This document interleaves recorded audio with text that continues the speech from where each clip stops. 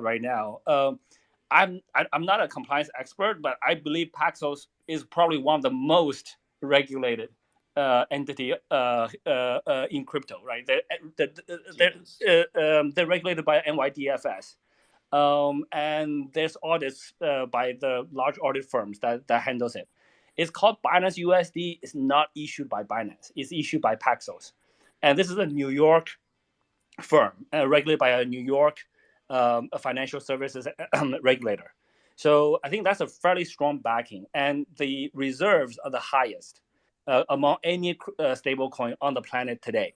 So and it's very the reason we put our brand on it was I like very simple business models, right? So things like when people take when people take reserves and put in corporate bonds, put in other things, I don't really that introduces a additional layer of risk. I like very simple business models. Look, it's a stable coin. Did he drop out? Yes, we just lost his connection. It sounds like just hello. there. Maybe he just got a call. Yeah, you're back, CZ. CZ, we lost you. Can you continue? Yeah, sorry. Yeah. So I don't know where you guys lost me, but I just like very simple business models, right? So BUSD, like Paxos, they take US dollars, they put it in a bank, they earn a very small interest. Now the interest is rising, but they usually earn a very small interest. Very simple business model. As compared to people putting into corporate bonds or like black hole, no audits. BUSD is very, very transparent. The fact that we put our brand on it means that we believe it to that extent. So I think BUSD, to be honest, I think it's probably the nothing's 100% safe, but BUSD is the. You dropped out again, CZ. So I've got just while CZ, are you back? CZ? It sounds like we lost him again. Yeah, should be back. We'll give it a few seconds because I want to ask him about he got initially a lot of criticism when he tweeted against Sam and his concerns with FTX, and then eventually when we knew how bad the situation is, that criticism kind of shifted to praise. So I want to ask him about his thoughts on what we can expect in the next few days and weeks. CZ, are you there? You're muted. Yeah, CZ, we're are you waiting there? You're for muted. CG to come back on. I just want to add some clarity about disclosures because that seems to be the root of Kim's concern here. Generally speaking, these are not static affairs. Regulators are dynamic in this respect. They have regular engagement, especially in the state of New York, and they're some of the most aggressive regulators you can deal with. So I just want to cut in, Kim, there. Yeah, CZ's back here from his official account. Let me just finish my sentence real quick.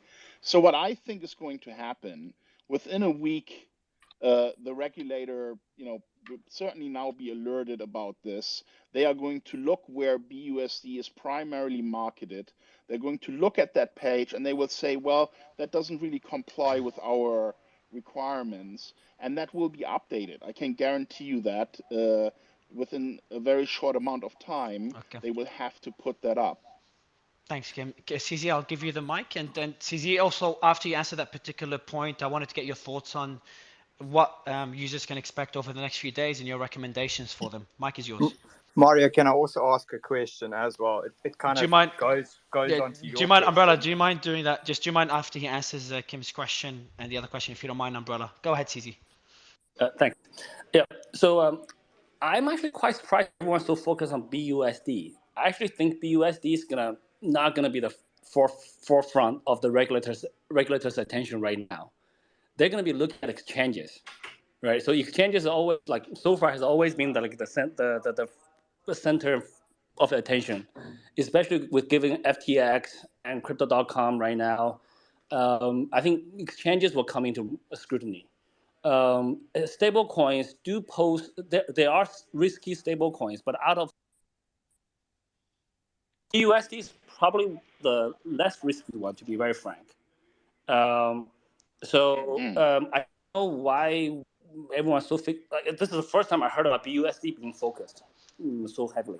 Let me tell you why. Let me explain it to you. It's very simple. Because in your tweet where you criticized the Bloomberg story, you said these are user assets. in the form users choose to store with us. So when we are talking about billions of dollars in BUSD, these are your customers that are buying that. And if you are trading in billions of dollars of stablecoin that are supposed to be under a regulator license, then you have to comply with the basic needs of disclosing risk. And since you're not doing that, what else are you not doing? And then the other question that I have, right? There was this report about the reserves that you guys have from Nansen portfolio, right? And they say that of the token allocations on Binance, 38% are BUSD and only 8% are USDT.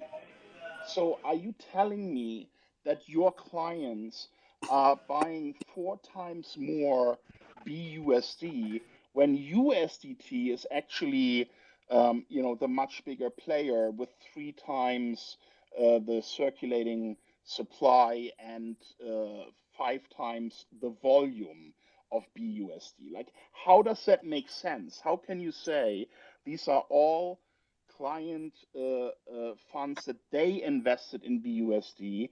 I would like to have an explanation for that, if you can. CZ? The connection, by the way, is dropping out for CZ and Gabriel. So just a heads up.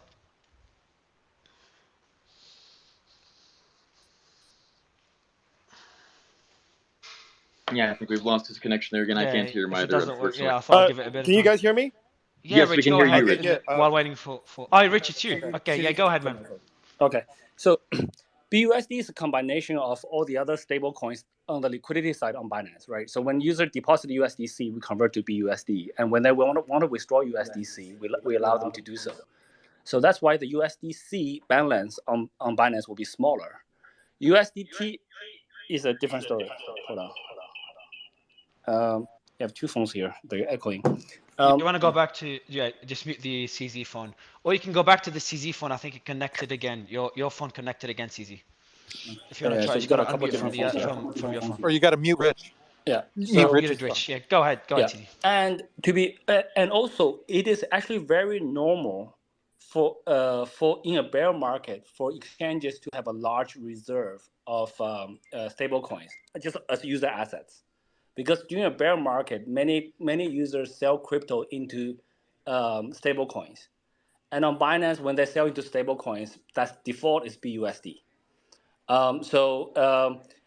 In other exchanges reserve wallet address disclosures, when they don't have a stable coin, when the stable coin balance is low, that's actually a danger sign. That's something that people have not caught on to. So this is coming from an experience of running a pretty large exchange. We know these numbers. So this is something that people haven't caught on to, and I think you guys should probably look more into that. Whereas in terms of regulatory disclosure, that's Paxos doing it. That's Paxos issues BUSD. We are not issuers of BUSD. Based on my understanding, Paxos doing a good job. So maybe Rich can add to that if you guys are still focused on that. No, let me just add one more thing then. The whole reason why I'm so interested in stablecoin, and especially BUSD in this context, is that the Federal Reserve has made a recommendation to the US government in a lengthy report that they have written that USD stablecoin should be banned, right? And if that happens, what impact would that have on Binance, since you have billions, double-digit billion dollars of consumer funds in BUSD? Like, how would you deal with a situation like that? And why is that not part of the risk disclosure?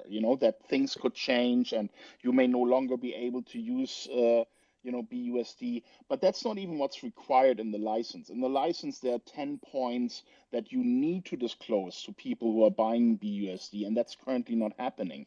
But, if you could just answer the question how you see the risk of regulators actually outlawing a stablecoin like BUSD. Rich just said he can send you the link on the website where they disclose that. I don't know where. No, you just gotta look. So, and also number two, your question is a very hypothetical situation where you can ask me the same question about USDC. What happens if USDC got banned by the government tomorrow? We don't know. It will definitely be negative for the industry. Crypto probably will go up because people will be buying crypto in a hurry because they got to get rid of the USDC. But this kind of hypothetical situations, I can't really answer that. I don't know what's going to happen tomorrow. There's a risk in everything, right? The moon could disappear tomorrow, right? What are we going to do? So, yeah. I mean, guys, to be fair, there's so many risks in our space that we need to look out for. Even the risk of where persons push one type of coin over another because they have a particular holding in it and they're incentivized to pump it. I mean, Kim, even yourself, you push Bitcoin Cash harder than anybody I know. So we need to be cognizant of those persons that play the angel game, but in the reality, they're really just trying to pump their own positions, right? So we can't play the hypothetical game. We can't play the maybe game. We could only play the game of ethics, morals, and doing what's right. And yeah, CZ, you're the one mentioning Bitcoin Cash. I haven't mentioned Bitcoin Cash, and I had 2 spaces in the last 2 days with like 60,000 people. So I've not seen any need for promoting. I'll go to the Mario. You just gonna ask a quick question. So much more. Yeah, I want to ask a general question. Then I'll give you the mic, Simon. So CZ, you made that tweet. I wouldn't say warning people about FTX, but your thoughts on FTX and Sam, the initial tweet that triggered everything, that kicked off this space. And you got a lot of criticism in the early stages, and then people understood how serious the situation was. Can you give us a bit more clarity on the process then and your thought process then, what you can share about what you knew and what you found out later? Because that's a question that many people are asking. And more importantly, what people should know moving forward. I know you can't name names, and everything you say is you have to be careful what you say, but any clarity that you can offer, because everyone is trying to get answers. We had Elon Musk yesterday, and more people flooded in, trying to get answers about what to expect and what can happen next. Yeah, actually, so there's a video that was posted about like my talk on stage at in Indonesia like 2 days ago. That's before like the hack of the FTX wallets, etc. When I made that tweet, like it was just a day ago. We said one guy asked me like what are we gonna do? We still have a lot of FTT and this CoinDesk article. Should we sell it? I said, yeah, sure, why not? Sounds about right. And then the next day, there was other questions about there was an on-chain transaction of $580 million worth of FTT going to Binance.com. There's some discussions on the community. And what should we disclose that? It was like, yeah, sure, let's be transparent about it.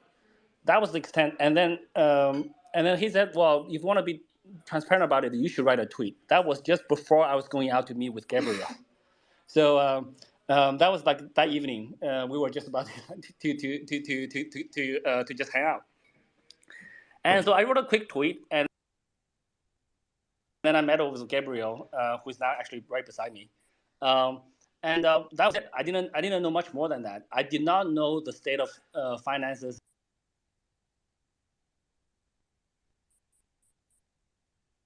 in FTX. I did not know how much of a whole, whether they're solvent, not solvent, moving user funds, etc. I didn't know that, but I had hunches on the back of my head. I can.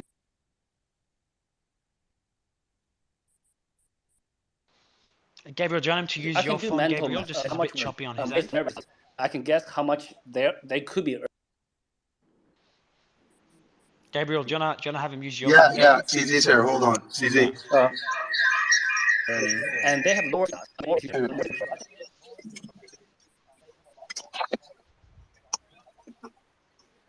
Yeah, sorry, the connection here is not so good. That's all right. Yep, go ahead. We heard up to the part where you just did some mental numbers, trying to add the dots, and it was not hard to kind of come to the conclusion that things just don't add up. Yeah, so I mean, there's some very simple math, right? So we know how much we earn. We know their relative size to us, relative trading volumes, relative fees. Their fees are lower. Their volumes are 10x lower. So we can kind of gauge what they may or may not make on the exchange side. And then they're making all these big spendings, right? The Miami Stadium, the Empire jerseys, the acquisitions here, investments in other crypto projects. So, and we see all those projects too, and we know how much they invest. We see the cap tables. So we kind of like I was always kind of curious, like how did they get all this money from? We also know how much they raised. They actually didn't raise that much. They raised like 400 million in the last round, and then 300 million in the previous round. They also paid us $2 billion in cash in crypto a year and a half ago. We're like, they can't have that much cash. The only other possible explanation is Alameda's making like tens of billions of dollars, which is possible, but if they're doing that, Alameda trades mainly on FTX. That means that they're ripping off their users to the tune of tens of billions of dollars, which, based on their even wallet addresses, even the users don't have that much money. So there are mental mathematics I can do in my head, like very broad strokes, like 2-digit numbers, and the thing doesn't really add up. So I had suspicions, but without looking at the books, they could always be like so much smarter, so much magical. They're doing something that we're so much dumber than we couldn't figure out. So I do not know for sure. And there could also be a backroom deal where they took a loan from one of the VCs or whatever, right? So I couldn't know for sure. I never had access to the books. Yeah, so that was to the extent that I know. And Elon did mention they had his bullshit meter went off when he spoke to Sam. He said that on the space yesterday, or I think he mentioned it to the press as well. So another question I have is something that Chet brought up that could be concerning. So we've got two auditors, Armanino and Pragmatis. They audited, as far as I know, Chet, correct me if I'm wrong, they audited FTX. They're also the auditors to Gate, Huobi, and other exchanges. So obviously you don't know what you don't know, but the question is more broad. Is there a systemic risk well beyond exchanges and funds where now you've got auditors that could be part of that systematic risk? I think that's a question not for me to answer. I think my answer is as good as anyone else's answer. Okay. All right, guys. I gotta go. So yeah. So I was can we do one more question for a few seconds. Yeah. Hey guys, thanks everyone for giving us their time. CZ, myself, and Tio are jumping off. Mario, thanks for hosting us. Kim, lovely talking to you.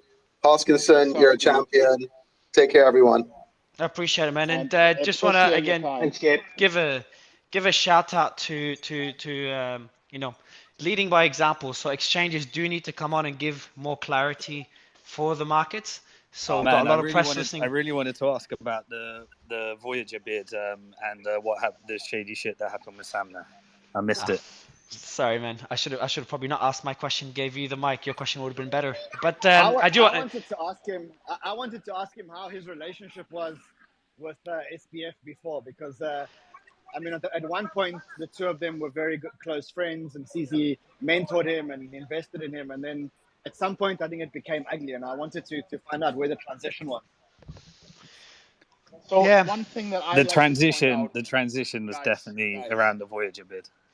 Hey guys, just 1 second here. One thing that I wanted to point out is you've all heard CZ say earlier that by default other tokens are converted into BUSD. Have you guys heard that? Yeah, they recently changed that. They released it about a few weeks back where